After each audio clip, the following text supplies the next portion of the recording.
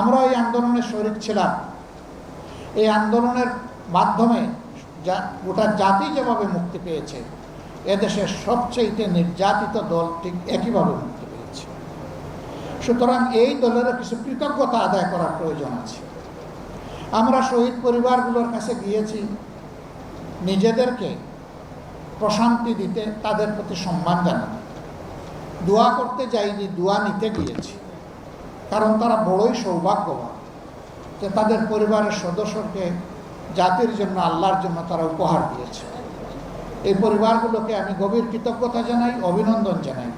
আল্লাহর দরবারে দোয়া করি আল্লাহ তাআলা তার গায়েবী খাজানা থেকে প্রশান্তি দিয়ে তাদের সমস্ত হৃদয়কে পরিপূর্ণ করে দিন। আল্লাহ তাদেরকে ধৈর্য ধরার তৌফিক দান করুন। আল্লাহর কাছে দোয়া করি আজীবন যেন এই পরিবারগুলোর প্রতি আমরা কৃতজ্ঞ থাকতে পারি এবং সম্মান দেখাতে পারি। আল্লাহ সেই শক্তিটাও যেন আমাদেরকে দান করেন।